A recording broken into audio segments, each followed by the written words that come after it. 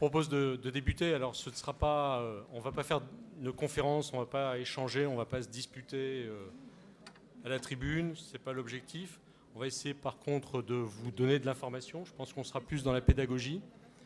On a prévu une intervention qui durera une petite heure, essentiellement, bien évidemment, sur le sujet de l'ascenseur vis-à-vis de la problématique de l'accessibilité, mais également sous un angle un peu plus sociétal face au vieillissement de la population.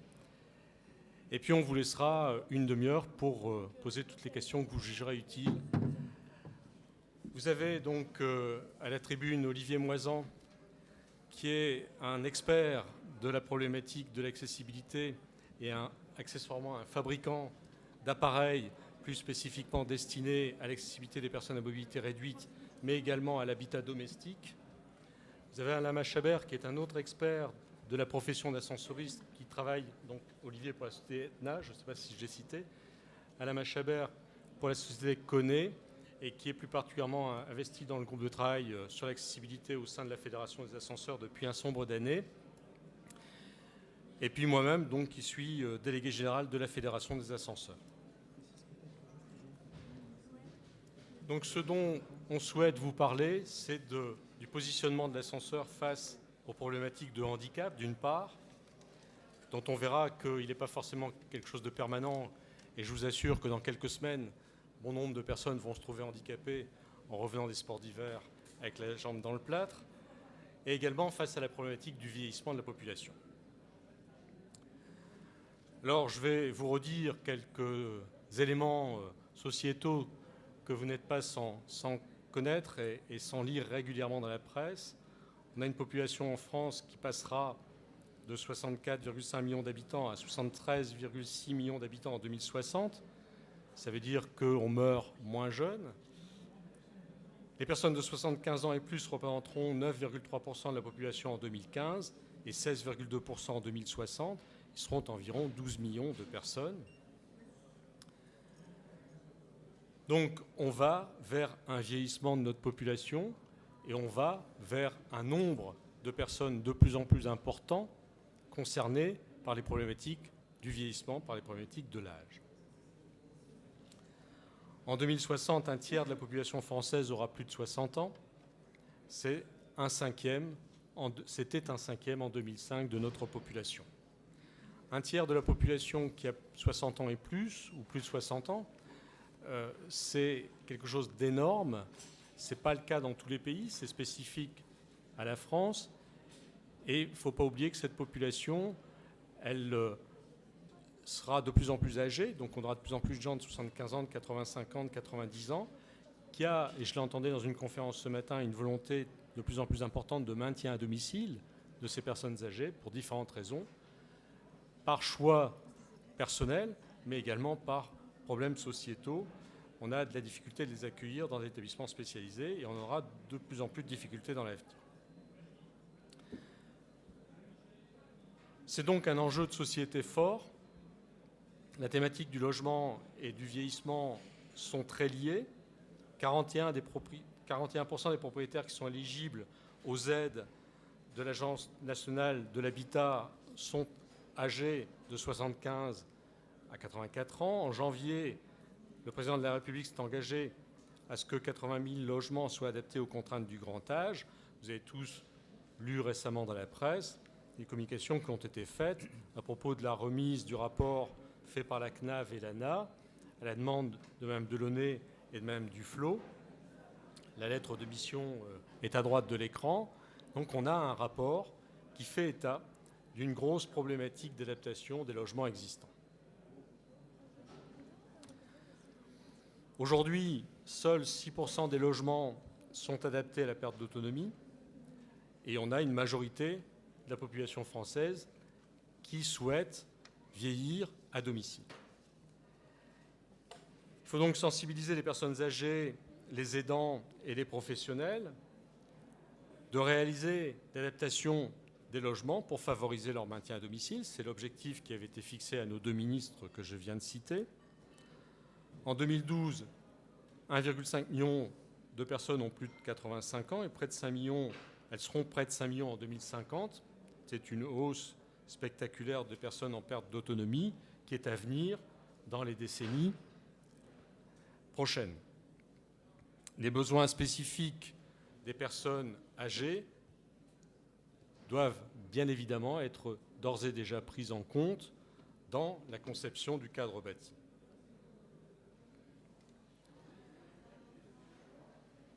J'ai repris là sur ce slide un propos tenu par Mme Delaunay lorsqu'elle a parrainé, lancé le projet Silver Economy, et c'est dans la préface du projet Silver Economy qu'on peut lire « Nous devons tout mettre en place pour améliorer l'espérance de vie. Certaines technologies pour l'autonomie contribuent à la prévention des chutes.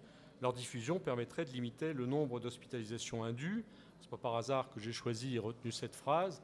Vous verrez qu'aujourd'hui, il se passe au niveau du parti constructif, au niveau de l'accessibilité par les ascenseurs pour ce qui nous concerne, des choses qui ne vont pas tout à fait dans le sens de ce que Madame la Ministre annonce là dans sa préface à la Silver Economy. Et on est bien dans le domaine de la prévention des chutes, qui est effectivement une des causes principales qui affectent les personnes âgées. Ce matin, Luc Broussy était attendu dans une conférence, mais ne pouvait être là parce qu'il était en déplacement avec le Premier ministre à Nantes pour annoncer les prémices de la loi sur l'adaptation de la société au vieillissement. Luc Broussy avait commis un rapport à la fin de l'année 2012 qu'il avait remis au Premier ministre au début de l'année 2013. Dans ce rapport qui fait 202 pages, on y parle quand même à un certain moment d'ascenseur. Et entre autres, il y a cet encadré qui figure dans ce rapport de Luc Broussy sur la question des ascenseurs dans le parc social. Alors, je ne vais pas vous lire l'encadré, mais ce qui est dit, vous pouvez le lire par vous-même, mais ce qui est dit, c'est essentiellement qu'une personne fragile, une personne âgée, une personne dépendante, l'est d'autant plus qu'elle se trouve dans un logement à un certain étage, un immeuble, si ce logement n'est pas desservi par ascenseur, momentanément ou définitivement. Aujourd'hui, les personnes qui souhaitent vieillir à domicile, encore faut-il qu'elles soient dans un logement, s'il s'agit d'un appartement, qui soit accessible par un ascenseur.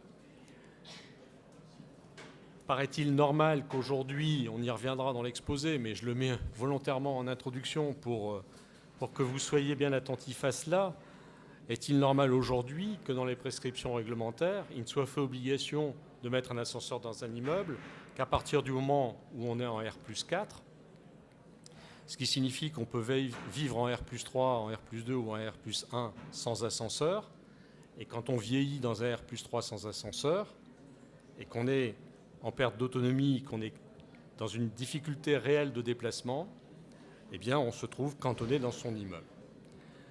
On en est, je pense, également à un point tel de la réglementation qu'on impose, dans des conditions assez draconiennes, l'accessibilité des balcons, l'accessibilité des douches, des salles de bain, dans tous les appartements d'un immeuble, qui pour autant n'est pas doté d'un ascenseur.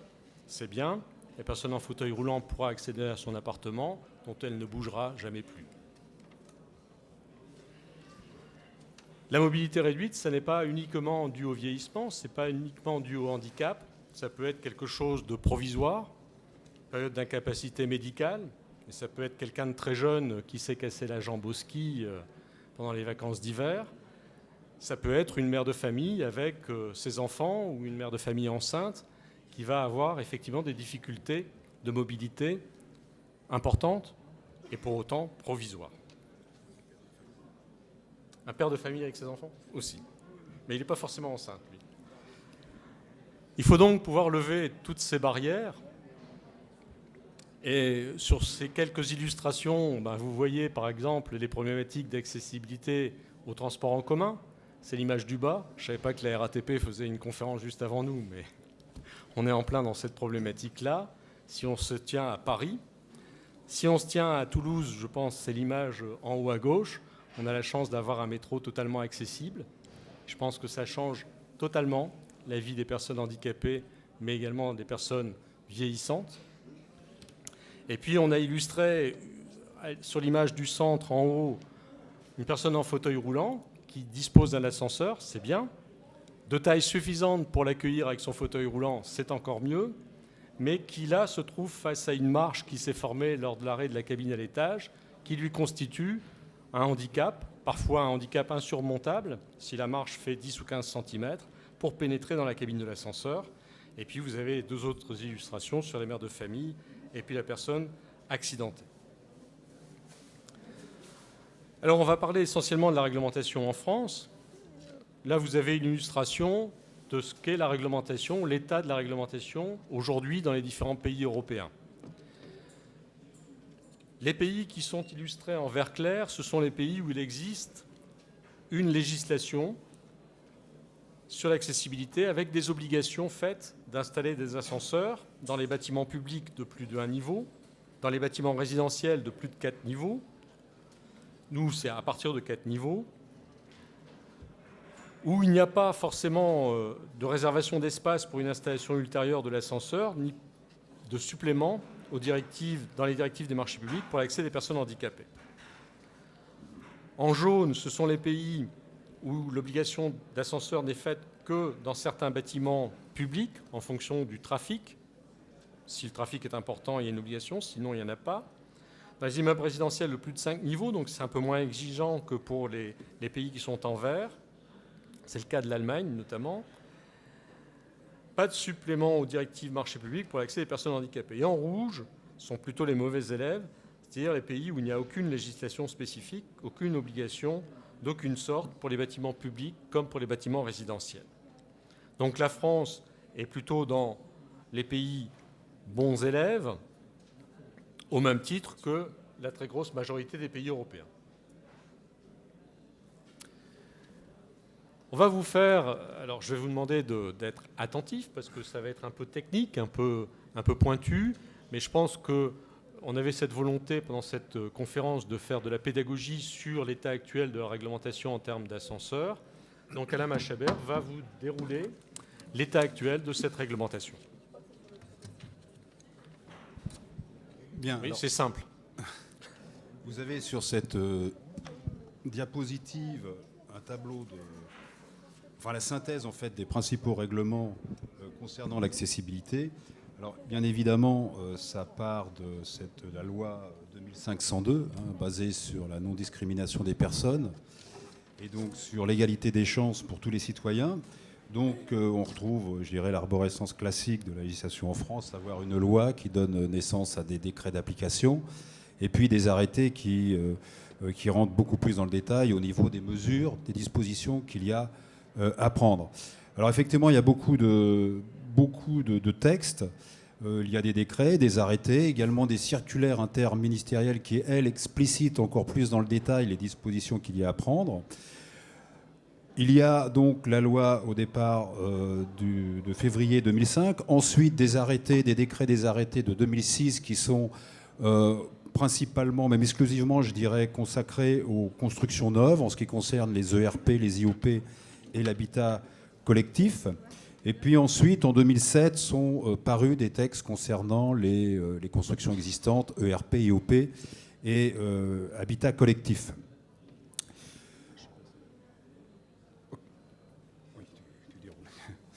Alors, en ce qui concerne notre profession, l'ascenseur, c'est vrai que notre profession s'est intéressée depuis déjà un bon moment à la problématique d'accessibilité des personnes en condition de handicap dans les ascenseurs, puisque dans les années fin 90, on va dire, un groupe de travail au niveau de l'Europe a été constitué pour travailler sur une norme dite harmonisée, c'est-à-dire que le texte de cette norme est identique pour tous les pays européens. Donc les ascenseurs, une norme est parue en 2003, c'est la norme N8070, qui précise tous les dispositifs à mettre en place sur les ascenseurs pour que les personnes en situation de handicap puissent les utiliser de façon simple. Et en fait, là, c'est toujours basé sur la non-discrimination des personnes, c'est-à-dire que personne en condition de handicap ou pas utilise exactement de la même façon les ascenseurs. Comme disait Jean-Luc tout à l'heure, en fait, le handicap, c'est au sens large du terme. Il y a l'handicap effectivement temporaire. Ça peut être un sportif effectivement qui se casse la jambe en faisant du ski. Ça peut être un handicap malheureusement permanent. Et puis, il y a l'handicap de situation, donc le cas typique de la mère de famille qui a une poussette et ses enfants. Donc, c'est pris au sens très large. Il y a une autre norme aussi qui a été étudiée au plan européen, c'est la norme EN 8041 de mai 2011, qui, elle, précise la conception en ce qui concerne les élévateurs pour les personnes à mobilité réduite. Alors évidemment, le fait d'avoir une norme européenne ou des normes européennes permet de standardiser le matériel et permet de limiter, voire de réduire les coûts dus à l'application de ces nouvelles dispositions. Mais ce qui est particulier dans le domaine de l'ascenseur, c'est que c'est un des rares produits de construction dont la réglementation en termes d'accessibilité est la même dans l'ensemble des pays d'Europe.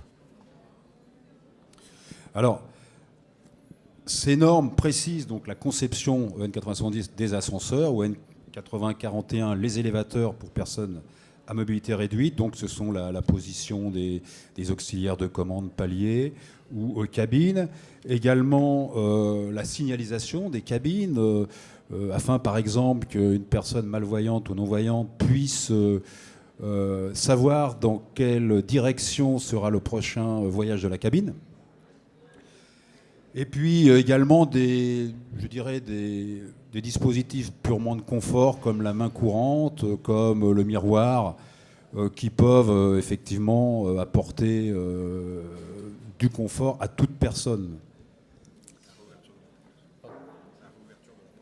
Également, oui, des systèmes de protection pour éviter les chocs physiques de porte lorsqu'une personne entre ou sort dans la cabine, c'est-à-dire la protection au niveau du passage d'une personne dans la porte. Ce qu'on appelle les rideaux de cellule, toute hauteur. Alors, oui, ici vous avez donc un extrait de la circulaire du 30 novembre 2007 qui explicite dans le détail les contenus des arrêtés, enfin des décrets et arrêtés de 2006. Et en fait, au niveau des ascenseurs, elle reprend la norme EN 8070 en ce qui concerne les dimensions des ascenseurs, puisque la réglementation oblige maintenant en France à ce que tous les ascenseurs soient conformes à cette norme EN 8070. Donc elle reprend comme premier appareil dit accessible pour les personnes en situation de handicap, en particulier les personnes qui utilisent un fauteuil. La première cabine, c'est une cabine d'1 mètre de large par 1,25 m de profondeur, avec un passage libre de 800 mm, 0,80 m. C'est un ascenseur dit accessible. Par contre, il est accessible que pour certains fauteuils, les fauteuils manuels ou certains fauteuils avec quelques dispositifs autour. Mais c'est quand même assez limité. C'est l'ascenseur 450 kg. Et on voit sur les schémas d'ailleurs que vous avez des situations en fait peu pratiques pour l'accès d'un fauteuil. Et cette surface de cabine ne permet pas, par exemple, de transporter une personne en fauteuil avec un accompagnateur. C'est ce que vous voyez sur le schéma en bas à gauche. Et vous voyez qu'en fait, l'accompagnateur, si vraiment il veut entrer dans la cabine avec la personne sur le fauteuil, il est obligé quand même de faire une manœuvre peu pratique, de trouver un petit logement dans le coin de la cabine, ce qui n'est quand même pas très confortable. Alors c'est vrai qu'en France, en fait, on va dire la règle de l'art, c'est d'installer le 630 kg, qui est une cabine d'1,10 m de large par 1,40 m de profondeur, avec un passage libre de 0,90 m. Et cette cabine permet de transporter quasiment tous les types de fauteuils, de classe A à B. Ces classes faisant référence à une norme européenne sur les dimensions de fauteuils. Et permet également de transporter, avec la personne en fauteuil, de transporter l'accompagnateur. Alors je dis une règle de l'art parce que c'est vrai que la législation précise bien que le premier appareil accessible, c'est le 450 kg, comme l'indique d'ailleurs la norme EN 8070. Alors ce 450 kg, en fait, dans les travaux de normalisation de la EN 8070, c'était surtout les Espagnols à l'époque qui avaient voulu absolument le mettre dans cette norme, parce que chez eux, c'est un appareil qui s'installait assez fréquemment. Mais en fait, dans la plupart des pays, la règle de l'art, je répète, c'est le 630 kg. Alors, c'est le seul point sur lequel il n'y a pas eu une normalisation sur le plan européen. Je vous ai dit, l'ascenseur il est conçu de la même façon dans tous les pays européens pour l'accessibilité, c'est le N8070.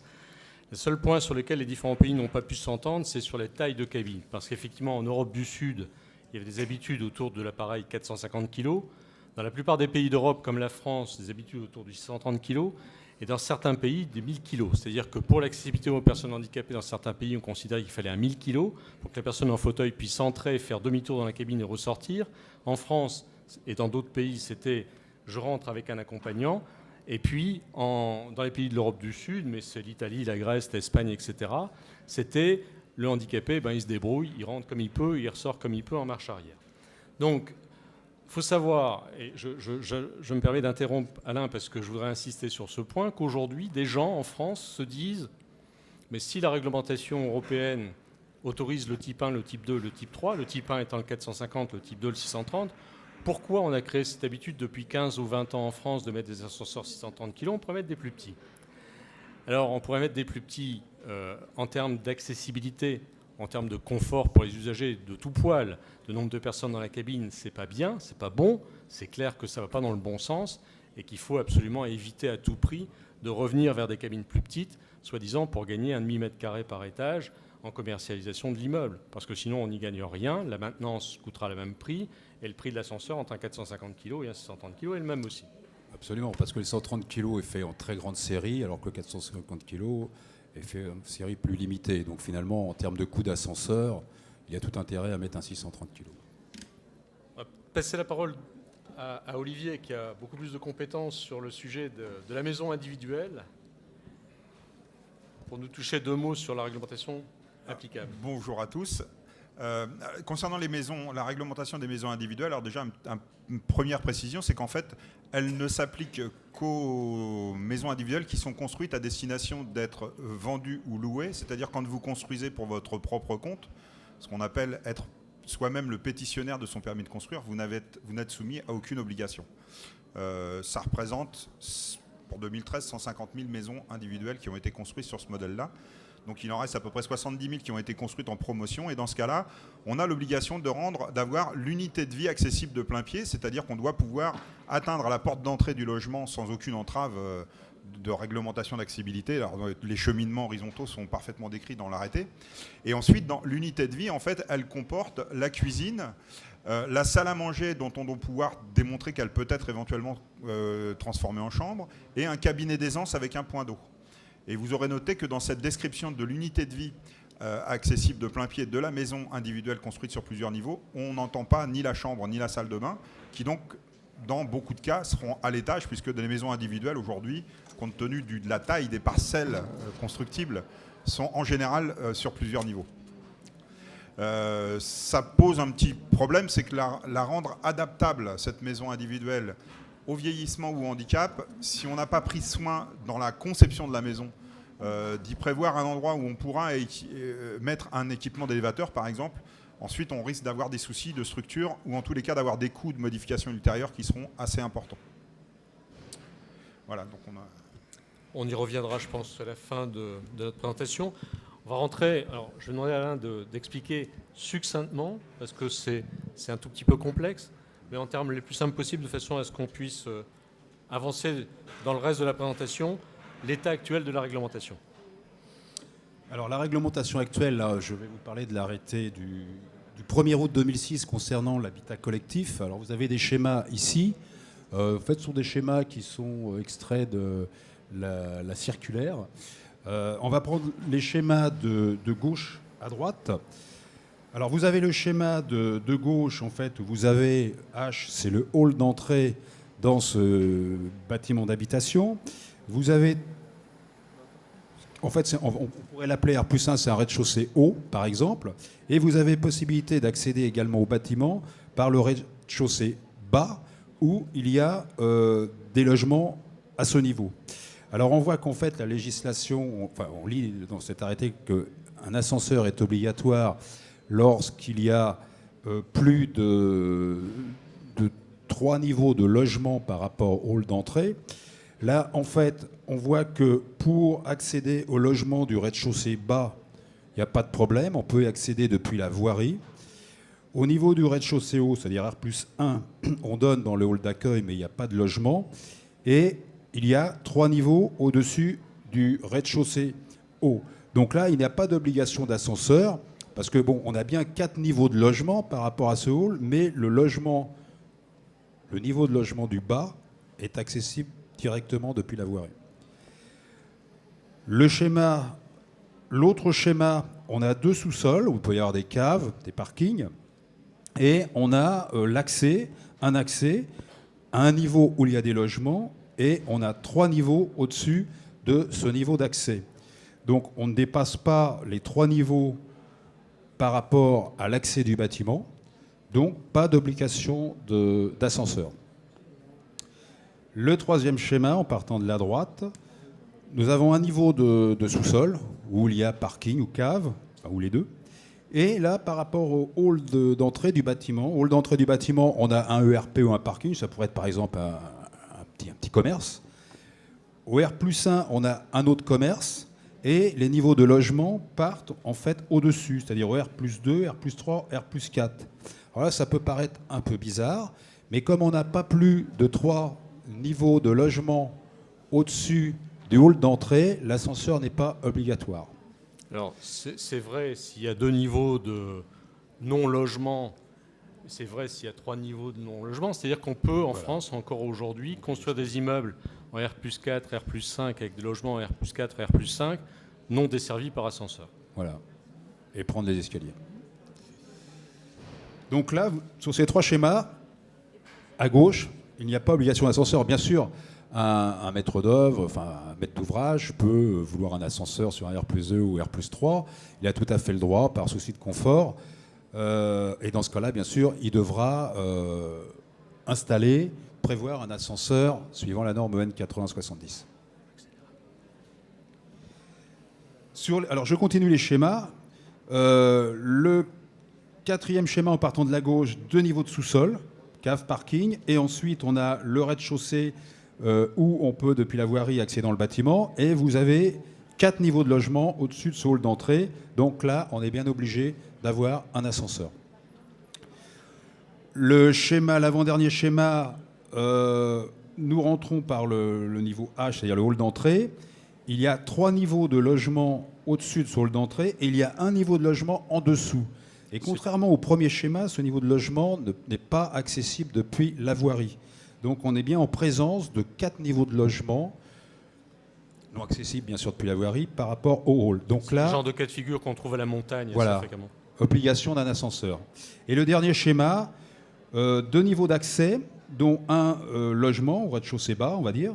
Et là, effectivement, également, il faudra un ascenseur, parce qu'on prend toujours en considération le niveau d'accès le plus bas, et on est bien avec plus de 3 niveaux de logement au-dessus du rez-de-chaussée bas. Donc là, obligation d'un ascenseur.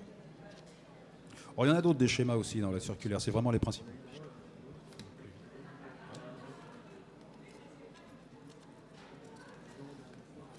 Alors les ERP maintenant. En ce qui concerne les ERP, il y a également l'arrêté du 1er août 2006, mais alors là qui n'est plus habitat collectif, mais concerné aux ERP IOP, où là, l'ascenseur est obligatoire si le nombre de personnes que peut recevoir l'établissement est supérieur à 50 personnes. C'est le total du nombre de personnes admissibles simultanément aux différents niveaux, enfin autre que le rez-de-chaussée, enfin autre que le niveau d'accès. Donc si on est inférieur à 50 personnes, cet ERP peut s'affranchir d'un ascenseur si toutefois toutes les prestations sont délivrées au rez-de-chaussée. Le schéma du milieu, le nombre de personnes est égal ou supérieur à 50 personnes, donc obligation d'un ascenseur. Et le 3e schéma, c'est le cas général en fait, où quel que soit le nombre de personnes possibles dans l'établissement simultanément, si toutes les prestations ne sont pas offertes au rez-de-chaussée, eh bien, obligation d'un ascenseur. En ce qui concerne la réglementation accessibilité sur les lieux de travail, là, on est un peu dans un flou, dans la mesure où il y a eu quand même un décret en octobre 2009 qui abrogeait toutes les dispositions précédentes, mais qui, en fait, ne fixe pas exactement les dispositions à prendre pour construire, par exemple, un immeuble de bureau. C'est un arrêté qui devait sortir en 2010, mais il n'est pas encore sorti, il n'a pas été encore publié. Ce que l'on sait, c'est que le seuil de personnes admissibles dans un bâtiment assujetti au Code du travail, il y avait des seuils avant inférieurs à 20 personnes, allant jusqu'à supérieurs à 200 personnes. Ces seuils ont été supprimés. Donc la question qui peut se poser, est-ce qu'il faudra vraiment la même réglementation accessibilité pour ce type de bâtiment pour une entreprise, par exemple, qui a 5 employés, ou une entreprise qui en a 400, ou une tour de bureau, par exemple? On va se parler franc. Tout doit être rendu accessible pour janvier 2015. Aujourd'hui, on ne sait toujours pas quelles sont les conditions applicables aux établissements assujettis au Code du travail. Le patronat, en l'occurrence le MEDEF, je pense, fera tout pour empêcher que des dispositions telles qu'elles ont été pré-rédigées soient mises en application, tout simplement parce qu'effectivement, si un garagiste a son atelier, un bureau accessible par un escalier au-dessus de son atelier, et s'il accueille une personne handicapée dans son bureau, va devoir mettre un ascenseur pour desservir son étage de bureau, ce qui paraît complètement aberrant. Il y a sans doute d'autres solutions et d'autres possibilités. Donc il faut absolument rétablir des seuils tels que ça existait dans la réglementation antérieure qui a été supprimée, avec moins de 20, plus de 20, moins de 200, plus de 200, et ça paraît très raisonnable. Tant que ça ne l'est pas, il y a obstacle complet du MEDEF à une application de réglementation, ce qui fait qu'aujourd'hui on reste dans un vide à 9 mois, 8 mois, 10 mois de l'obligation. C'est dommage, parce que je pense que s'il y a bien un endroit où les mises en accessibilité auraient pu se faire le plus facilement, c'est au sein des entreprises. Peut-être encore plus facilement que dans l'établissement soins du public, et en tout cas plus facilement que dans le logement. Bien, l'accessibilité, la réglementation... Il veut faire un commentaire. Sachant juste une chose, c'est que le décret ne concerne que les constructions nouvelles destinées à accueillir des établissements assujettis au Code du travail. Aujourd'hui, il n'y a pas de réglementation concernant les établissements assujettis au Code du travail existants. Alors justement, là, on arrive dans les constructions existantes, sur les arrêtés de 2007, arrêté du 26 février 2007 concernant les bâtiments d'habitation collectif existants. Bon, il n'y a pas d'obligation sur un bâtiment d'habitation collectif à le mettre à la réglementation accessibilité, sauf 2 cas, lorsque des logements sont créés par changement de destination du bâtiment, par exemple un bâtiment de bureau ou qu'on remanie, et dans ce bâtiment, finalement, on va faire des logements. Donc là, effectivement, la réglementation accessibilité devra être respectée, et il y aura quand même possibilité, éventuellement, si nécessaire, de demander des dérogations sur certains points. Et puis le deuxième cas où on doit respecter la réglementation accessibilité, c'est lorsque les travaux dans un bâtiment d'extension ou de modification dépassent 80% de la valeur intrinsèque du bâtiment, hors le foncier. Dans ce cas-là, la réglementation accessibilité actuelle devra être respectée. Alors ça a très peu d'impact, effectivement, c'est une quantité assez limitée de cas.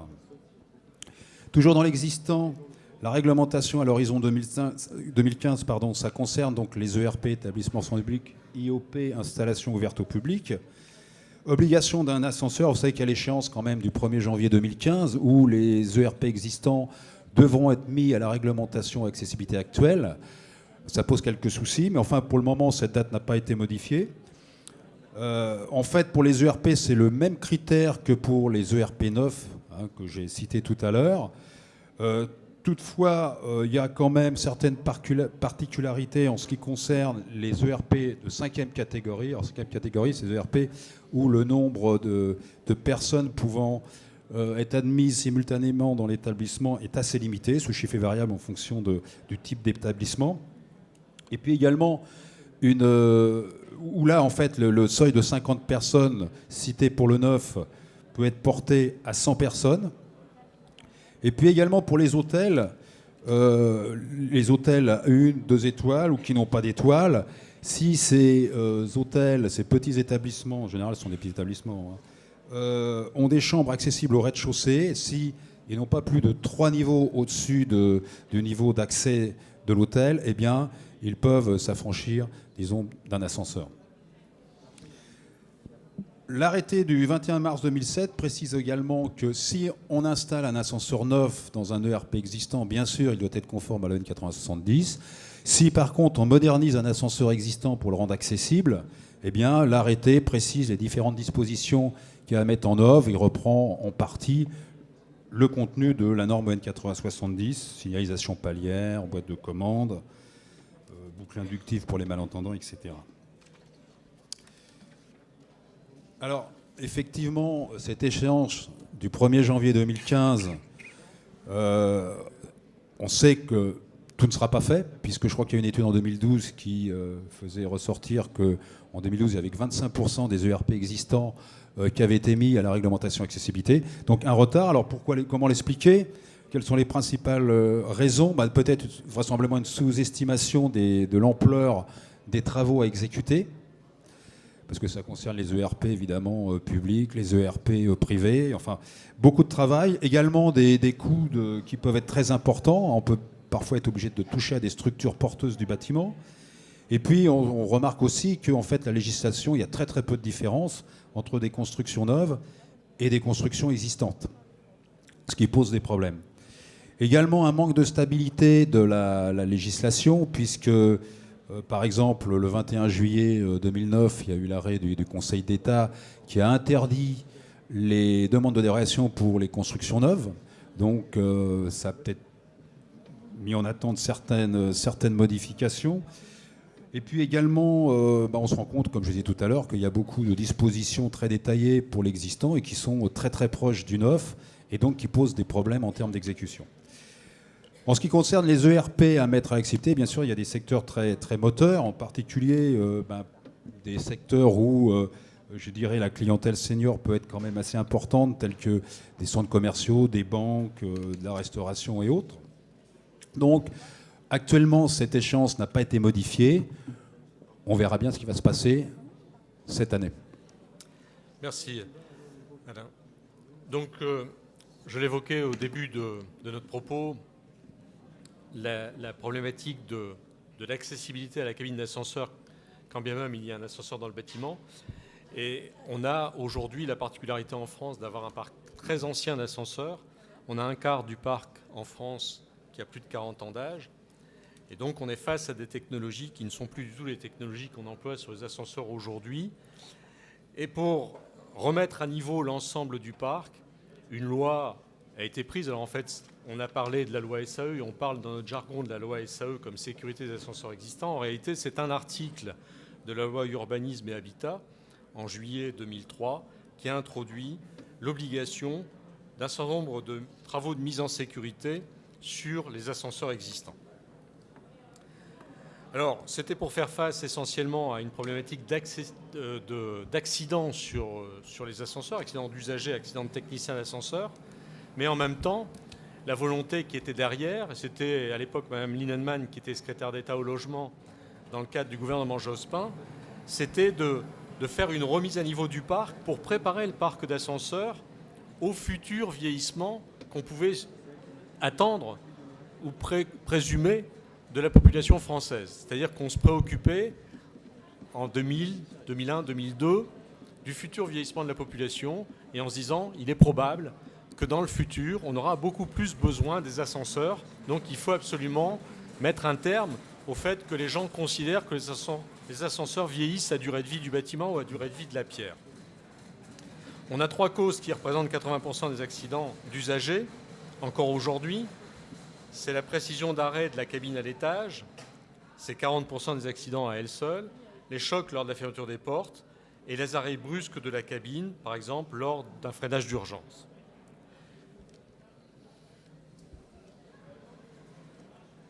Madame Duflot, ministre du Logement, a fait le constat, au travers d'une enquête d'avancement qui a été diligentée par ses services à la fin de l'année 2012, qu'on n'était qu'à 60% d'avancement sur les travaux de la deuxième échéance de travaux programmée le 3 juillet 2013.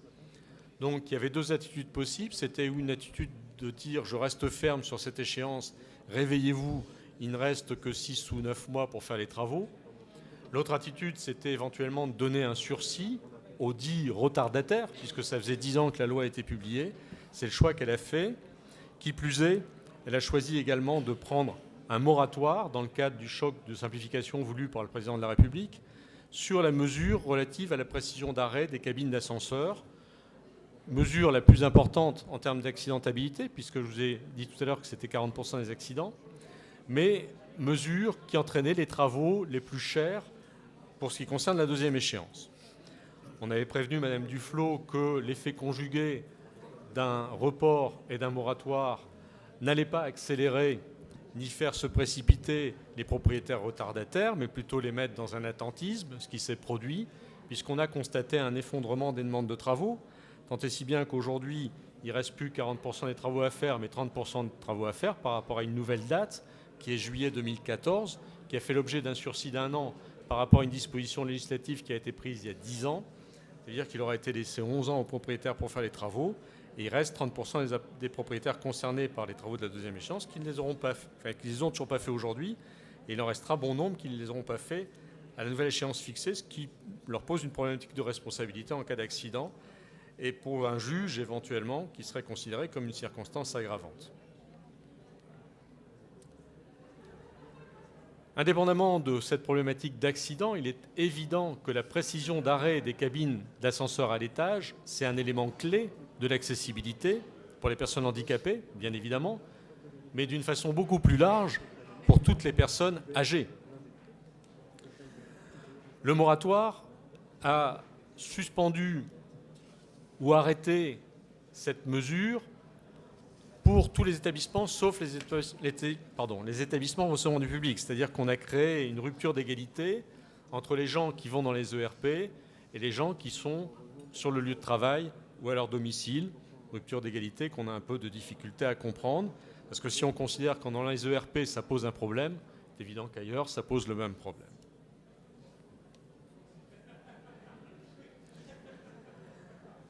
Quels sont les coûts liés à une mise en accessibilité des ascenseurs ? Alain, tout à l'heure, parlait de la mise en œuvre d'un ascenseur dans un bâtiment qui n'en est pas pourvu. Ça coûte cher, c'est très difficile, c'est très complexe.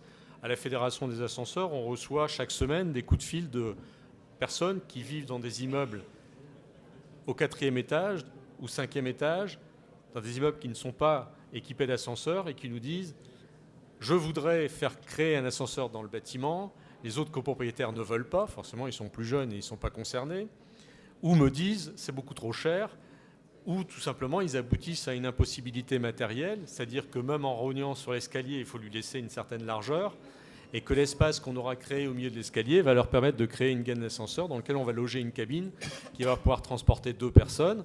Alors c'est bien, 2 personnes, c'est à peine suffisant pour une personne avec un déambulateur, et en tout état de cause, ce ne sera jamais suffisant pour une personne avec un fauteuil roulant.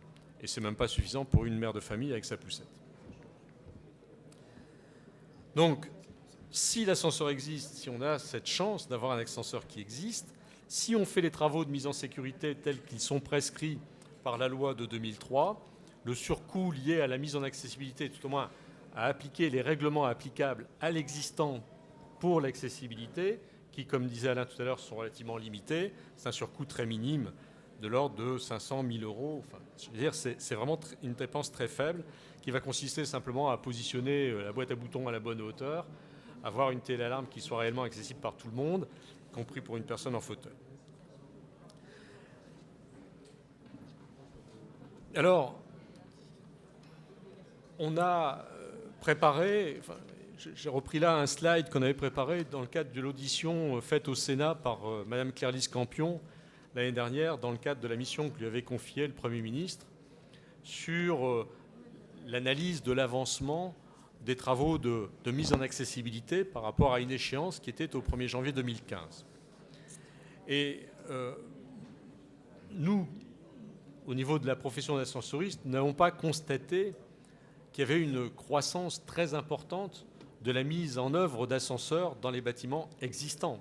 Qui dit mise en accessibilité, en particulier des ERP, on pouvait imaginer que ça allait nécessiter la création d'ascenseurs pour rendre accessibles des parties d'établissements recevant du public qui ne l'étaient pas. Alors, je choisis de prendre l'exemple d'une ville moyenne qui avait fait une étude assez approfondie sur le sujet, donc une ville moyenne française de 140 000 habitants, où le diagnostic qui a été fait, commis par la municipalité, conduisait à créer 78 ascenseurs rien que dans les bâtiments communaux. Je ne parle pas dans tous les ERP de la ville, je parle uniquement dans les bâtiments communaux. Si on imagine qu'il y a 50 millions de citadins en France, et si je fais le ratio par rapport à 140 000 habitants que représente cette ville, elle doit représenter à peu près 3 millièmes de la population citadine en France. Donc on peut estimer en toute logique, si je fais cette projection, qui vaut ce qu'elle vaut, mais qu'il fallait peut-être créer, d'ici le 1er janvier 2015, 25 000 ascenseurs dans les ERP. Et si je considère les autres établissements enseignement public que les bâtiments communaux, que les seuls bâtiments communaux, c'est peut-être 40 000 ou 60 000 ascenseurs qu'il aurait fallu créer. Si on avait installé 40 000 ou 60 000 ascenseurs en quelques années, je pense que la profession s'en serait rendue compte. La réalité est tout autre, puisqu'on a une statistique sur la vente d'ascenseurs neufs en bâtiments existants. Et voyez qu'entre 2004 et 2012, alors il y a une différenciation en fonction des vitesses. En dessous de 1 mètre seconde, c'est plutôt dans le logement. Au-dessus d'1 mètre seconde, c'est plutôt dans le tertiaire. Mais au total, c'est la courbe verte. On voit que la pente, elle n'est pas du tout dans le bon sens. C'est-à-dire qu'on est plutôt dans une période où on installe de moins en moins d'ascenseurs, on crée de moins en moins d'ascenseurs dans les bâtiments existants, alors qu'on est dans une logique poussée par une loi qui devrait conduire exactement à l'inverse. Je vais laisser la parole à Olivier pour nous expliquer quelque chose qu'on a fait au départ pour nos professionnels, pour nos adhérents, entreprises d'ascenseurs, et qui est à votre disposition, qui permet de faire une évaluation de l'accessibilité par les ascenseurs de tout immeuble. Alors, cette grille d'accessibilité, elle permet effectivement pas simplement de dire si un ascenseur il répond à la réglementation ou pas, mais plutôt d'essayer d'analyser un ascenseur existant et pour pouvoir identifier s'il répond aux exigences pour les 5 types de handicaps qui sont prévus, qui sont envisagés dans la réglementation, parce que ça, c'était quand même une évolution majeure de la loi de 2005. C'est de pas simplement se focaliser sur la problématique du fauteuil roulant, mais justement de prendre en compte tout type de handicap. Et donc, en fait, on a conçu ce questionnaire qui peut être utilisé, j'allais dire, par tout à chacun, c'est-à-dire quelqu'un qui gère des bâtiments communaux ou qui a un ascenseur dans un équipement quel qu'il soit. Il suffit de prendre la question, et ce document d'ailleurs, je ne vais pas faire de la publicité pour Microsoft, mais il est au format Excel. On coche la case correspondante si c'est oui, et ça va produire. Il faudrait que tu passes, parce que là, tu n'es pas sur la bonne diapo. Allô, allô. Voilà, ça va être mieux comme ça. Voilà, on va comme ça, en cochant les 50 ou 60 questions qui sont posées, obtenir à la fin un score. Et on va dire, globalement, la conformité à la réglementation, elle doit être aux alentours de 80 ou 85, mais on peut aller jusqu'à 100, c'est-à-dire de considérer que vraiment, là, dans un équipement qui est vraiment très performant et qui apporte un confort d'usage au bâtiment qui est très, très intéressant. Mais on va pouvoir, par exemple, se rendre compte que l'ascenseur, par exemple, il n'est pas accessible à une personne en fauteuil, mais complètement accessible à une personne malvoyante ou malentendante. Et on va pouvoir comme ça discriminer en fait la partie. Voilà, il y a des endroits par exemple où l'ascenseur existant, la structure du bâtiment fera qu'on ne changera pas la taille de la cabine. On n'a pas le choix. Aujourd'hui c'est comme ça. C'est très difficile à faire autrement. Mais on va quand même pouvoir identifier soit les choses qui doivent être changées pour répondre aux autres types de handicap, ou soit analyser qu'effectivement pour les autres types de handicap en fait il a une performance. Donc cette grille de diagnostic, je pense que bon, elle est en libre téléchargement sur le site de la fédération. Elle permet à toutes les personnes, sans avoir les compétences même d'un bureau de contrôle, elle n'est pas en téléchargement sur le site de la fédération. Alors non, elle est sur la partie adhérente de notre site. Elle est sur la partie adhérente. L'année dernière, on avait évoqué cela à la conférence. C'est des personnes qui nous ont fait la demande. Vous nous en faites la demande verbalement, ou vous nous adressez un mail et on vous fait parvenir effectivement ce fichier Excel. Voilà. Ok, excusez, j'étais un petit peu plus optimiste que prévu. Voilà. Enfin, en tous les cas, ce qui est intéressant, je vous dis, c'est qu'il n'y a pas besoin d'être un spécialiste de la technique de l'ascenseur. On répond aux questions, elles sont assez simples et on peut comme ça diagnostiquer facilement son ascenseur. Non, mais alors c'est pas une question d'optimisme, hein, c'est simplement, comme on n'a pas mis de verrou partout dans ce fichier, c'est un fichier qui peut être modifié et on ne souhaite pas qu'il aille entre toutes les mains, donc on ne le donne qu'à des gens de confiance. Alors, on va terminer par une dernière partie et ensuite vous laisser poser des questions. Cette dernière partie, c'est nos préconisations. Alors, nos préconisations à nous, les professionnels de l'ascenseur, dans un monde qu'on projette, qu'on voudrait un peu plus idéal qu'il ne l'est aujourd'hui pour ce qui nous concerne. On est dans une logique d'accessibilité généralisée, c'est la loi handicap. Vous savez, tout comme moi, qu'aujourd'hui, cette loi a quelques difficultés de mise en œuvre qui ont été constatées. Et des annonces devraient être faites prochainement. Et on a planifié différemment les travaux. Et j'ai lu des choses encore cette semaine où l'APF faisait état d'un avancement insuffisant et puis d'un risque important de dérive de 3, 6, 9 ans sur la programmation de ces travaux. Et c'est bien regrettable. Mais en tout état de cause, pour l'instant, on est toujours régi par un calendrier qui est obligation faite pour le début de l'année 2015. En mai 2013, Mme Campion a présenté au Premier ministre le rapport Réussir 2015. Et ce n'était pas une réussite, enfin tout au moins telle qu'elle l'avait constaté à ce moment-là.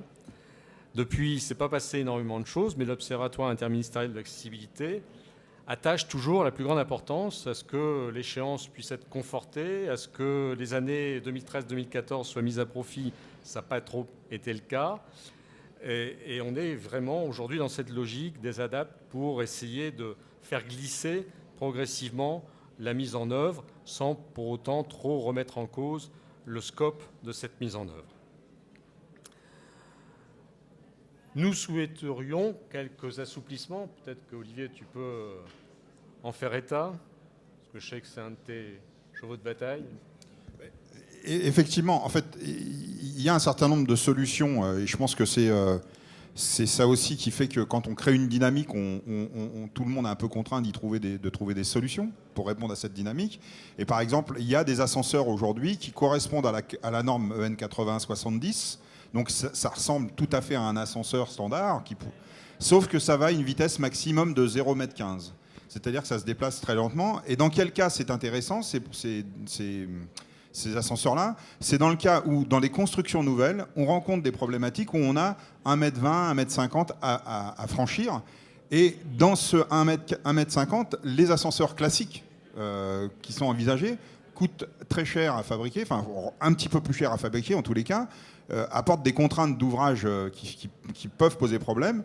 Et ces ascenseurs à 0,15 m vont nécessiter que des réserves très réduites, puisque au niveau bas, on va avoir besoin entre 100 et 200 mm de réserve, là où il en faut 1,40 m sur un ascenseur classique à peu près. Et au niveau haut, on va avoir besoin d'une réserve que simplement 2,60 m, là où il en faut en général plutôt 3,30 m. C'est un outil supplémentaire qui correspond à ce que demande la réglementation, puisque c'est conforme à 80-70. Mais aujourd'hui, il y a un frein. On rencontre souvent soit des bureaux de contrôle qui disent mais ça n'est pas un ascenseur, puisqu'un ascenseur, ça doit aller à une vitesse supérieure à 0,15 m, et donc qui s'opposent un peu à l'installation de ce type d'équipement. Je pense que c'est un manque de pragmatisme, puisque si vous avez une petite course à monter, un ascenseur classique qui va à 1 mètre par seconde, il va avoir une courbe d'accélération, ensuite il va aller à sa vitesse d'un mètre par seconde. Mais si vous avez 1,60 m, tout ce cycle-là va de toute façon être squeezé. Et en fait, vous allez en réalité vous déplacer toujours à une vitesse réduite. Donc ce type de produit, on voudrait, enfin moi je souhaiterais qu'il puisse y avoir une petite clarification pour dire, dès lors qu'on respecte la 80-70 du point de vue des équipements, en termes de qualité d'usage, la vitesse finalement, en tous les cas au moins sur des courses qui sont importantes, on pourrait se mettre d'accord sur une distance à parcourir, la vitesse n'importe pas. La vitesse, c'est juste un problème de trafic, c'est-à-dire combien d'allers-retours je suis capable de faire dans un temps donné. Mais du point de vue de l'usage, ces produits-là répondent bien à la 80-70 et on devrait raisonnablement accepter leur installation. Bien. Alors, ce qui est intéressant de faire, c'est de s'interroger et de s'interpeller sur installer des ascenseurs. Est-ce que c'est une contrainte? Est-ce que c'est un besoin? Est-ce que ça contribue à valoriser ou dévaloriser l'immeuble?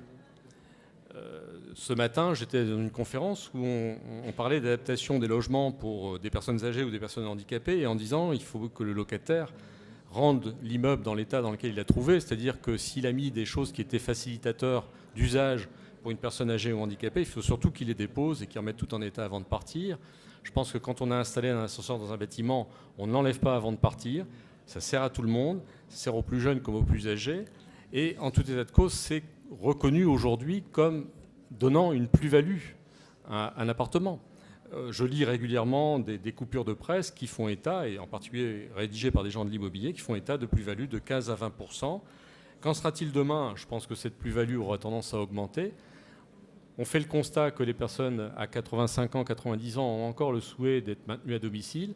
Si on ne veut pas les enfermer dans un appartement, si on veut leur laisser quand même une possibilité d'accéder aux soins, de descendre pour prendre un véhicule ou le véhicule sanitaire qui les emmènera au centre de soins, si on veut qu'elles puissent aller visiter ou des gens de leur propre chef, il leur faut la possibilité de descendre de leur appartement par un ascenseur.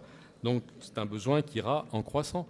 Aujourd'hui, quelqu'un qui a un appartement dans un arrondissement où les prix sont assez chers sur Paris, et si cette personne a 60 ans et qu'elle a les moyens d'acheter un appartement dans un immeuble assez cher, dans un quartier où le mètre carré est cher, elle va chercher un immeuble où il y a un ascenseur. Paraît logique. Alors, vous voyez, les ascensoristes travaillent encore avec des planches à dessin? Non, je ne pense pas. Mais enfin, c'était l'image qu'on trouvait dans Maison et Copropriété dans un article qui disait que c'est un investissement limité pour une plus-value élevée. Alors même si on voit des planches à dessin et on ne travaille plus comme ça depuis très longtemps, j'ai repris quand même cet article de Maison et Copropriété parce que ce n'est pas nous qui le disons. C'est un investissement limité pour une plus-value élevée.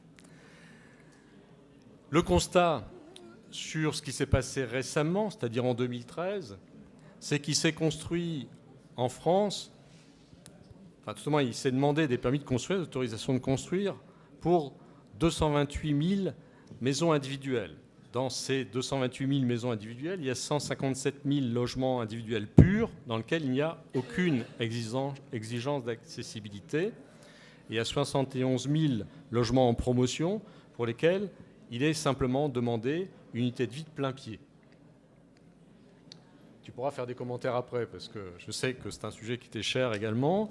En habitat collectif, des permis de construire ont été délivrés pour 429 000 logements en 2013. J'ai cherché, mais je n'ai pas trouvé combien de logements il y avait en R+3 là-dedans.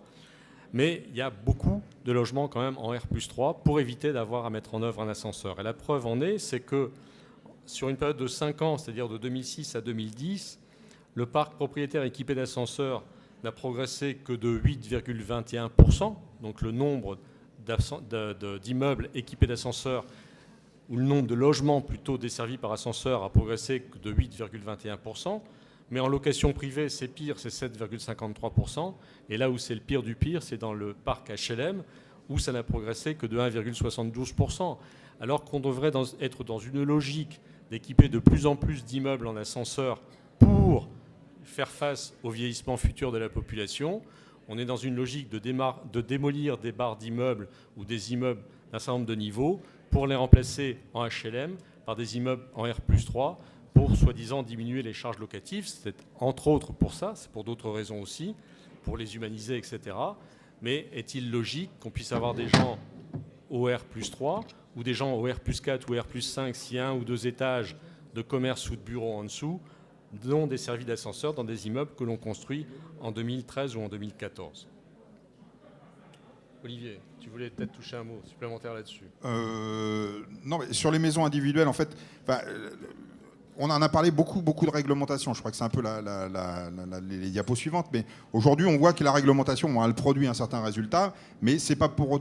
Et il y a en plus une société qui est assez convaincue de la nécessité d'avancer, mais on voit bien qu'il y a quand même un certain nombre de freins. Donc aujourd'hui, la fédération, elle propose un certain nombre de solutions qui soient plus d'incitation, c'est-à-dire de convaincre que tout le monde a à gagner à ce que des installations d'accessibilité verticale soient mises en œuvre dans un nombre de cas beaucoup plus important. Alors, je l'ai passé là, la slide. Vas-y. Alors, sur les maisons individuelles, ça peut tout à fait s'appliquer. On imagine que, et on peut le transposer sur d'autres types de constructions. Quand vous construisez une maison individuelle, même pour votre propre compte, vous êtes soumis à un coefficient d'occupation des sols qui vous donne une surface constructible. Si vous avez une parcelle de 400 mètres carrés, soyons très concrets, on peut dire Bondy par exemple, parce que j'ai vérifié ma source, il y a un COS de 0,7 à Bondy, donc sur une parcelle de 400 mètres carrés, vous avez un SHON de 280 mètres carrés. Si vous vous engagez à faire une maison individuelle accessible, dans laquelle on va trouver une salle de bain qui est vraiment utilisable et confortable pour tout le monde, dans laquelle on va mettre un ascenseur privatif ou en tous les cas créer la structure de la maison qui permettra son installation sans toucher à la structure ultérieurement, évidemment respecter les autres éléments qui sont déjà dans la réglementation, alors que vous n'êtes pas, si vous construisez sur votre propre compte pas obligatoire, on vous donne dans ce cas-là un COS de 0,8 au lieu de 0,7. Vous passez sur un Shon de 320 mètres carrés, et les 40 mètres carrés complémentaires que vous avez en plus à construire, en fait, en réalité, ils vont être consommés que par, allez, on va dire 5 ou 6 mètres carrés des équipements supplémentaires. C'est-à-dire que vous avez un bénéfice de 35 mètres carrés pour votre maison, ça coûte rien à personne, puisque ça coûte qu'à celui qui construit, je dirais, il va construire 40 mètres carrés, mais sa maison va être plus valorisée, elle va être plus confortable, et on va inciter comme ça des gens qui, à la limite, n'en ont pas ni l'obligation ni le besoin, à préparer leur avenir, parce que peut-être que dans 20 ans, ils vont se rendre compte que cette maison-là, elle va vraiment bien leur rendre service. Et je pense que c'est ça l'idée que la fédération veut essayer aussi aujourd'hui de défendre, c'est de trouver comme ça des mesures incitatives où finalement on n'a pas besoin de créer de la réglementation supplémentaire, on fait de l'incitation. Celui qui veut le faire, il le fait. Celui qui ne veut pas, ne le fait pas. Mais si on ne trouve pas des solutions de ce sens-là, si on prend les maisons individuelles, 220 000 maisons en 2013, c'est une très mauvaise année puisqu'on était à peu près aux alentours de 480 000 en 2009. Ça veut dire que même à ce rythme très mauvais, en 10 ans, on a 2 millions de logements qui ne seront pas adaptés, qui seront construits en plus des 15 millions de maisons individuelles qui existent déjà.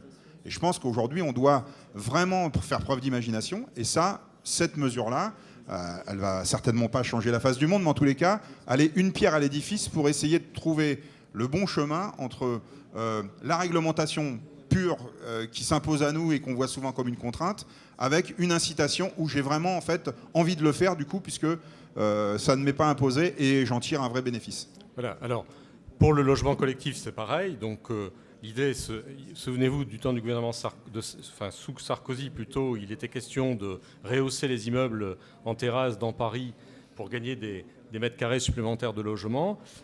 Sans étendre la ville. La loi Allure de Mme Duflot va dans le sens de ne pas étendre la ville non plus, ce qui va inciter à construire plus en hauteur dans les villes. Pourquoi ne pas effectivement autoriser des logements supplémentaires, autoriser des droits à construire supplémentaires, pour peu qu'on aille un peu plus loin que l'aspect basique réglementaire en termes d'accessibilité verticale. C'est la préconisation que nous faisons. Pourquoi ? Essentiellement parce qu'aujourd'hui, les règles applicables pour dimensionner les ascenseurs dans les constructions neuves sont les mêmes que celles qui ont été données en 1975. Le DTU 75.1 a été toiletté il y a 2 ans. Le texte qui était sorti, qui allait un tout petit peu plus loin, dans le sens où il demandait de prévoir, de pouvoir installer dans le futur un deuxième ascenseur pour desservir un immeuble, ça pouvait ne pas être au sein de la construction, mais un appendice sur la construction. Donc, pas mobiliser de mètres carrés pour cela forcément, mais simplement le prévoir, et le prévoir dans les structures, a été balayé par Benoît Apparu, qui était alors ministre du Logement.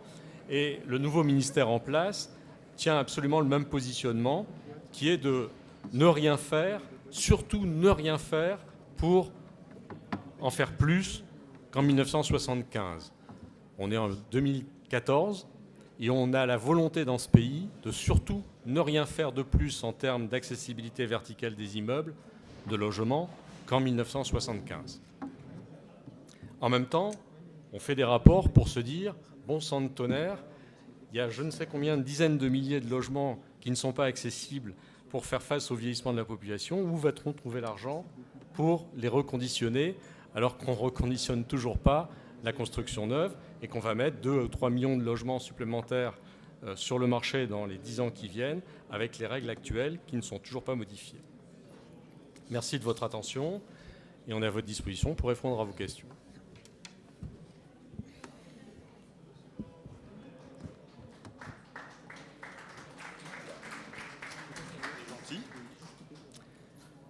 Alors on a dit beaucoup de choses, donc on a peut-être répondu à toutes vos questions sans le savoir. Bonjour, Malandin, Handisup, une association. Dans un ERP qui a pour vocation de faire de l'enseignement supérieur, peut-on équiper les ascenseurs de badges afin d'en limiter l'usage? C'est-à-dire que les personnes à mobilité réduite, pour pouvoir utiliser l'ascenseur qui a été construit à leur destination, ne peuvent s'en servir qu'après avoir obtenu le sésame. de quel droit est-ce que donc un gestionnaire de ce bâtiment peut apposer des badges ou des clés ou des systèmes de ce genre? C'est une bonne question. Je ne sais pas si quelqu'un d'entre nous a la réponse à cette question. Je ne suis pas sûr qu'on va trouver dans la réglementation des choses là-dessus. Non, c'est vraiment des cas spécifiques. La réglementation... Alors, la réglementation, elle dit que l'ascenseur il doit être utilisé sans discrimination. Voilà. Par contre, on a une petite particularité dans les établissements scolaires. Voilà. Parce que, en fait, la pratique qui s'est peut-être répandue, c'est qu'effectivement, dans les établissements scolaires de petite enfance, on va dire, on a cette discrimination pour des questions évidentes de sécurité. A priori, dans un établissement d'enseignement supérieur, je pense que, en réalité, je pense que peut-être qu'on fait ça parce qu'on a peur du vandalisme. On a peur, en tous les cas. En tous les cas, je ne pense pas qu'il y ait de base réglementaire pour autoriser ce type de comportement. Est-ce qu'il y a d'autres questions? Alors, simplement, vite fait, pour répondre, j'essaie de répondre aussi. Oui, comme disait Olivier, en fait, on est basé sur la non-discrimination des personnes. Normalement, l'ascenseur doit être disponible à toutes les personnes, y compris avec handicap. Alors, je ne sais pas dans quel but il y aurait des badges. C'est vraiment des cas spécifiques qu'il faut voir au coup par coup. Bon, de toute façon, il y a quand même des commissions de sécurité et d'accessibilité locale qui peuvent donner un avis là-dessus. Madame? Oui, bonjour, Elisabeth Boulez, je suis gestionnaire parc immobilier d'un ministère. Et je suis un peu choquée par votre présentation, je vais vous dire tout simplement, parce que vous n'abordez jamais la question du coût, de la maintenance des ascenseurs. Donc moi, je gère évidemment un parc immobilier ancien où on vient de faire des très gros travaux d'adaptation, d'accessibilité. Mettre des ascenseurs, c'est aussi reprendre des escaliers, c'est des gros travaux. Je ne suis pas étonnée que vous n'ayez pas autant d'ascenseurs créés que ce que vous attendiez, parce que le coût, ce n'est pas que l'ascenseur. On a évidemment un coût sur l'ensemble immobilier. On a aussi un gros souci, et je ne vous dirai pas, je vous cacherai pas que mon gros souci, c'est la maintenance. C'est que gérer un parc d'ascenseurs, ça coûte cher, et on a un gros souci aussi des astreintes d'ascensoristes. C'est-à-dire qu'aujourd'hui, vous êtes très, très occupé pour créer des ascenseurs. Maintenant, la maintenance, on a du mal à avoir une maintenance de qualité aussi derrière. Et aussi, un dernier point, se dire que toute l'accessibilité se fait par ascenseur, pour moi, ce n'est pas une solution. Quand je travaille sur l'accessibilité, j'essaye d'éviter au maximum les appareils élévateurs. Je dis entre guillemets les appareils élévateurs parce que j'ai aussi le problème de 3-4 marches. Je n'ai pas que des étages. J'ai le problème d'accessibilité de la porte d'entrée où il y a 2 marches. Je vais mettre une rampe. Je vais éviter l'appareil qui va tomber en panne. Donc, si vous voulez, la problématique de l'ascenseur, évidemment, on en a besoin pour monter dans les étages. Mais l'accessibilité, il y a aussi d'autres choses qui peuvent être faites pour rendre un logement ou un bureau accessible. Alors, je reviens sur un dernier point pour avoir travaillé aussi un moment sur les maisons individuelles. Pour moi, la solution, ce n'est pas l'ascenseur forcément. On peut imaginer des maisons individuelles sur lesquelles le rez-de-chaussée permet effectivement à une personne de vivre. Et on ne rentre pas après, parce que c'est quand même un coût très, très élevé. C'est un coût supplémentaire à la construction. C'est un coût à la maintenance. C'est une obligation de maintenance annuelle. C'est des coûts de réparation quand on en a besoin que beaucoup de familles ne peuvent pas assurer. Donc je pense que l'ensemble accessibilité, je comprends que vous disiez il y a besoin peut-être de penser l'ascenseur quand on a des maisons à haut niveau, mais on peut aussi imaginer la maison individuelle, penser intelligemment, accessible dès le départ, dès la construction. Je pense que les architectes ont aussi besoin de travailler là-dessus pour éviter les marches dans tous les sens, parce que ça, c'est le premier problème de la maison individuelle. Mais je réagissais sur votre présentation parce que je pense qu'il y a tout un côté de la maintenance et derrière qui est non négligeable. Je vous remercie de votre réaction. Ça fait beaucoup de questions en une, donc je vais commencer peut-être par la fin. En ce qui concerne les maisons individuelles, notre but n'est pas de dire il faut obliger lors des constructions de maisons individuelles de prévoir un ascenseur dans la maison, ce n'était pas notre propos. Notre propos, c'est de dire aujourd'hui, la seule obligation qui est faite, c'est d'un point d'eau et d'un lieu d'aisance au rez-de-chaussée d'une maison. c'est très largement insuffisant par rapport aux besoins futurs, puisqu'on sait que la plupart des personnes qui ont 90 ans voudront encore être à leur domicile, et qu'on sait que le principal préjudice qu'on peut apporter à ces personnes, c'est le risque de chute, avec tout ce que ça entraîne, et les obliger de monter un escalier pour prendre simplement leur toilette le matin. Je pense que ce n'est pas dans le bon sens. Et donc, ce que faisait remarquer Olivier, c'est qu'effectivement, aujourd'hui, il existe des solutions assez simples, mais encore faut-il qu'on les ait prévues au départ. Un certain nombre d'autres pays européens font déjà ce type de préconisation dans les permis de construire. Et à partir du moment où on n'a pas la possibilité de faire une salle d'eau au rez-de-chaussée parce qu'on a un espace relativement restreint, une surface relativement restreinte au sol de la maison, eh bien, on doit pouvoir montrer que sans toucher à la structure de la maison, on pourra créer un ascenseur ultérieurement quand le besoin s'en fera sentir. Je pense que ça, c'est de l'intelligence. Alors, en ce qui concerne effectivement la mise en œuvre d'un ascenseur, je peux vous dire qu'un ascenseur représente en moyenne 3% du coût d'un immeuble. Ce n'est pas quelque chose de faramineux. Par contre, la création d'un ascenseur dans un immeuble existant, c'est beaucoup, beaucoup plus cher parce qu'on va toucher effectivement à la structure un certain nombre de choses qui existent. En général, pour créer un ascenseur qui est limité dans sa capacité d'accueil, limité dans ses possibilités. Donc il est beaucoup plus, je vais encore employer le terme intelligent, mais il est beaucoup plus intelligent de prévoir au départ dans la conception d'un immeuble la capacité d'en installer un, voire deux dans le futur. Vous lisez des articles régulièrement. Je pense qu'aujourd'hui, on ne se plaint plus trop des personnes tuées par un ascenseur, comme ça pouvait être le cas il y a quelques années. Les travaux de mise en sécurité qui ont été accomplis ont fait qu'on n'a plus d'accidents mortels d'usagers depuis 2 ans maintenant. Par contre, on voit régulièrement des articles dans lesquels on dit encore des gens bloqués dans leur appartement au 14e étage, même machin qui doit aller recevoir des soins 3 fois par semaine, ça fait 3 semaines qu'elle n'a pas pu être soignée, parce que la porte d'ascenseur est cassée, parce qu'elle avait été vandalisée ou parce que tout simplement elle ne fonctionne plus, sur des ascenseurs qui ont 40 ans, 50 ans, pour lesquels il faut refabriquer des pièces. Donc la logique voudra que dans le futur, quand on a 10 étages dans un immeuble, on ne se contente pas d'y installer un ascenseur, mais qu'on en mette 2. C'est-à-dire, aujourd'hui, si dans les permis de construire, on pouvait dire, prévoyez de faire en sorte de pouvoir mettre un ascenseur complémentaire dans le futur, ça serait de l'intelligence. Vous êtes gestionnaire d'un patrimoine immobilier qui n'est pas doté d'ascenseur et vous me dites les coûts sont importants si je dois en installer. J'en suis totalement conscient et c'est pour cette raison qu'on aimerait bien que la réglementation évolue de façon à anticiper ces besoins futurs. La maintenance a un coût, oui. C'est un métier de service, oui. Il n'est pas fait par des Chinois ou des Marocains, il est fait par des Français sur le sol français. C'est un métier non délocalisable et on ne va pas emmener les ascenseurs en dehors des frontières de France. Le coût, c'est essentiellement un coût de main-d'œuvre, et vous savez qu'on est dans un pays où la main-d'œuvre coûte quand même un certain prix. Je voulais juste, moi aussi, sur la maison individuelle, évidemment, je dirais, le monde idéal, c'est la Terre qui soit plate. C'est-à-dire que si on peut tout construire de plein pied, c'est évidemment le meilleur service qu'on peut se rendre.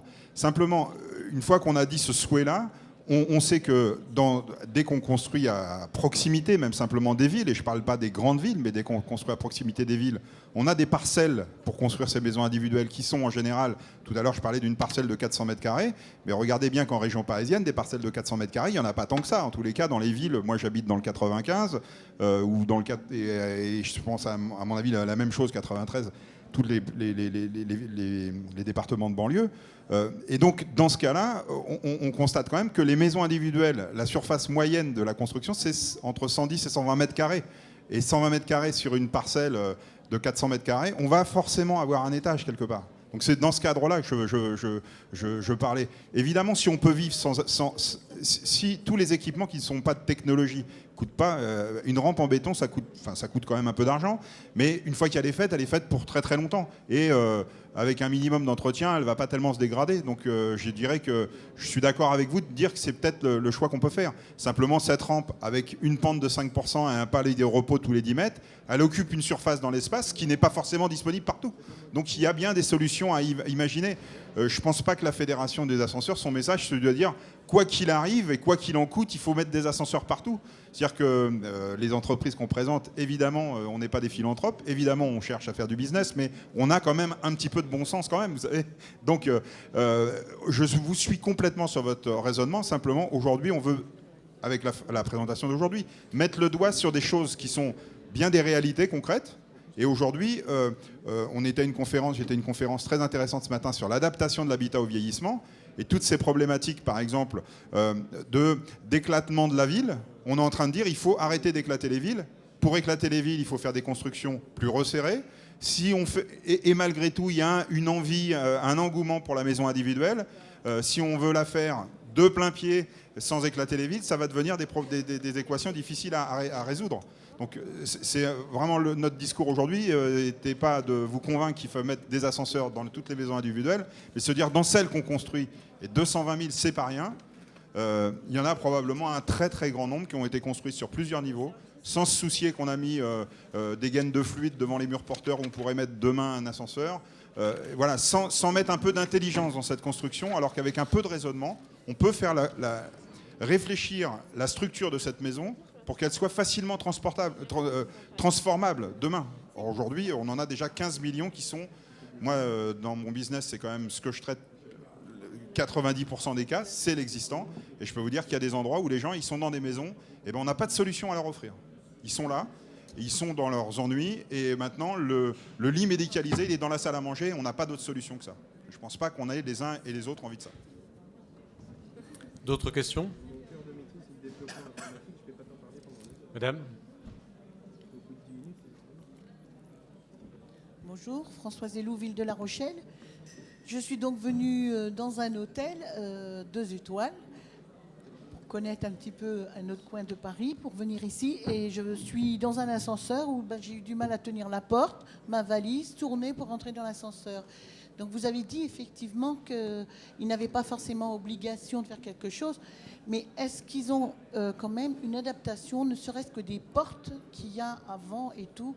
Parce que là, c'est infernal. La chambre est petite, et je n'utiliserai pas, excusez-moi madame, mais j'utiliserai surtout pas les escaliers, parce qu'il y a des travaux dans les escaliers. En fait, tout est en état général un peu délabré. Donc, je me dis qu'il y a aussi l'habitat dans les immeubles pour nous. Moi, j'habite dans un immeuble au 6e étage. On peut être 9 personnes dans cet ascenseur. On peut prendre nos courses, nos enfants, les poussettes. Et quand je vois les petits ascenseurs qu'il y a ici, je dis qu'il vaudrait mieux quand même changer un petit peu. Alors, la réglementation ne fait pas obligation. Enfin, Olivier, je pense, ou Alain a signalé tout à l'heure que la gaine étant ce qu'elle est, c'est pas la peine de faire une prescription de mettre une cabine plus grande, on ne peut pas la loger dans l'immeuble, donc ça n'est pas remis en cause. Par contre, effectivement, dès qu'on construit du neuf, on a intérêt quand même à rester sur une disposition qui maintenant existe depuis 15 ou 20 ans en France, qui est la cabine du 630 kg, qui est celle que vous évoquez, pour 9 personnes, alors que certaines personnes aujourd'hui poussent à dire la réglementation de l'EN 8070 applicable dans l'ensemble des pays d'Europe prévoit un type 1, un type 2, un type 3. Pourquoi pas mettre un type 1 ? Ça fera toujours gagner, je ne sais même pas si c'est un demi-mètre carré par étage. Oui, parce qu'on pense au handicap, mais moi qui utilise l'ascenseur donc depuis 30 ans, je peux vous dire que quand vous arrivez avec vos enfants, qui sont en bas âge ou grands, vous avez aussi la vie de tous les jours, ne serait-ce que rentrer les courses que vous avez fait. Si vous avez un petit ascenseur, excusez-moi, c'est ou les enfants ou les courses que vous mettez dans l'ascenseur. Donc les grands ascenseurs sont quand même plus intelligents. Tout à fait, c'est pour ça d'ailleurs tout à l'heure j'ai parlé de la notion de handicap qui était très large. Il y a l'handicap temporaire, le handicap permanent et l'handicap de situation. Et là vous parlez typiquement d'un handicap de situation. Vous parliez de l'hôtel où vous aviez des difficultés pour rentrer dedans avec vos bagages. On est tout à fait dans ce sujet. Alors je suppose, pour revenir à l'ascenseur de l'hôtel, je pense que c'est quand même un vieil ascenseur, parce que vous aviez, je pense, des portes... C'est un vieil ascenseur. Des portes battantes. Dans un vieil hôtel. Dans un vieil hôtel. Bon, d'accord. Bien. Je pense que les hôtels à Paris, c'est à peu près la même chose que la RATP. Hein. C'est-à-dire qu'il y en a des milliers et des milliers. Ils ont été construits, c'est le résultat de l'histoire. Et je pense que si on est très exigeant sur la réglementation, on enferme 80%. Hein. Donc, Alors, je ne crois pas qu'il y aura d'autres solutions. Est-ce qu'il y a d'autres questions ? Madame, premier rang. Sophie Laïc de la Revue des collectivités locales. On sait que le parc français aujourd'hui compte environ 530 000 appareils. Combien ont été mis en accessibilité à ce jour ? Alors, quel pourcentage ? Vous parlez bien de mise en accessibilité, non pas de mise en sécurité. Tout à fait. La loi SAE, donc la mise en sécurité, par rapport aux ascenseurs qui étaient concernés, on a fait un peu moins de 70% aujourd'hui, ce qui entre autres, pour ceux qui sont concernés par la mesure relative à la précision d'arrêt, va être un facteur d'amélioration de l'accessibilité, et notamment pour les personnes vieillissantes, parce que cette marche, 40% des accidents, affectent plus particulièrement les personnes de 60 ans et plus, donc c'est un besoin, une attente. Les travaux de mise en accessibilité, enfin tout au moins de mise aux normes d'accessibilité pour le parc d'ascenseurs existants sont extrêmement limités. Et c'est bien grâce à la loi SAE qu'en fait des travaux ont été faits. On n'aurait jamais eu de demande de travaux spécifiques, mais dans le cadre de la loi SAE, à partir du moment où on fait des travaux d'une certaine importance sur l'ascenseur, une obligation est créée concernant la boîte à boutons, concernant l'affichage sur les paliers ou en cabine. Et donc, c'est à cette occasion que des travaux ont été faits. Donc, je vous disais, on a fait à peu près 70% des appareils concernés. Les appareils qui sont postérieurs à 2000, conformes à la directive européenne marquée CE, ne sont pas concernés. Seuls les autres sont concernés. C'est à peu près un volume de, suivant les mesures, 290 000 à 330 000 appareils. Et il y en a à peu près un peu moins de 70% qui ont fait l'objet de travaux aujourd'hui. Sur ce petit point particulier, je pense que la profession, on se jette des fleurs de temps en temps. Ouais. Quand on parlait tout à l'heure de standardisation, c'est-à-dire qu'aujourd'hui, en ce moment, on parle beaucoup qu'il faut arrêter la réglementation. D'ailleurs, souvent, on parle de mise aux normes, accessibilité. En fait, on devrait dire la mise en conformité réglementaire, parce que c'est ce qu'on demande, c'est respecter la réglementation. La norme, en Europe, elle n'est pas d'application obligatoire. On dit des normes, c'est simplement des fils guides pour que les professionnels puissent construire leurs produits. Mais toute autre solution qui permet d'obtenir le même résultat est acceptable en Europe, et c'est le principe d'innovation que l'Union européenne s'est donné dans sa manière de normaliser. Mais l'intérêt on voit que dans notre profession, quand on va faire, par exemple, dans le cadre de la loi SAE ou n'importe quel ascenseur, remplacer la boîte à boutons qui est ancienne, on va mettre une boîte à boutons dont les boutons sont conformes à la réglementation d'accessibilité. C'est-à-dire qu'on a une qualité d'usage avec ces boutons qui vous va très bien à vous et moi, mais qui va très bien à une personne à mobilité réduite, c'est-à-dire une pression minimum de 2 newtons pour que si jamais je suis un peu hasardeux dans ma commande, j'appuie pas sur tous les boutons et je suis enregistré à tous les étages, et une pression maximum de 5 newtons pour que l'effort que j'ai à faire pour que la commande soit prise en compte soit pas important. Et on va remplacer par exemple un afficheur, il va avoir une certaine dimension, parce que ces produits-là, ce sont devenus nos standards. On ne fabrique pas, dans le monde de l'ascenseur, on ne fabrique plus de produits qui ne sont pas conformes aux exigences d'accessibilité de ce point de vue-là. Donc, à la fois, ne pas trop pousser le bouchon trop loin et pas en rajouter sur l'exigence réglementaire, on peut en parler, mais travailler sur la standardisation des éléments qui permettent de faire l'accessibilité, par contre, me paraît très très important. Parce que c'est ce qui permet à tout un chacun d'utiliser le produit, quel que soit l'endroit dans lequel il est utilisé. Aujourd'hui, une personne handicapée ou une personne valide, peu importe, vous allez dans n'importe quel pays d'Europe, vous montez dans l'ascenseur, il est exactement fait pareil. C'est-à-dire que même si ce n'est pas écrit en français dans l'ascenseur, vous n'avez pas besoin de comprendre. Il marche comme il marche en France. Et ça, je pense que c'est une vraie valeur ajoutée de notre profession qui a travaillé depuis très très longtemps sur cette standardisation. Oui, en fait, c'est-à-dire que même sur une petite cabine qui ne peut pas transporter un fauteuil, bon, on a tout intérêt, bien sûr, à mettre les dispositifs de cette norme 24/70 parce que ça aidera les personnes âgées, ça aidera une personne malvoyante quand même à utiliser l'ascenseur. Hein, donc en mettant les bons boutons, avec les étages en relief, la signalisation. Madame ? Bonjour, Emmanuel Ménial, RATP. Merci pour le petit clin d'œil sur nos ascenseurs. Sur votre absence d'ascenseur. Ah, écoutez, sur le Non, RER, on est à 61 sur 65. Tout à fait, mais il y avait une conférence de la RATP oui, juste non, avant. mais on pourrait en parler des heures. Je vous fais grâce de ça. Vous avez parlé, merci pour toutes vos explications, vos présentations. Vous avez parlé bien sûr que du mode nominal. Alors c'est peut-être un petit peu hors sujet, mais est-ce que vous pourriez nous dire quelques mots sur les ascenseurs AS4, AS5, sur l'évacuation, etc. En France, par exemple, combien d'ascenseurs sont installés de ce type, en fait, utilisables en évacuation, et combien ça coûte par rapport à un ascenseur normal?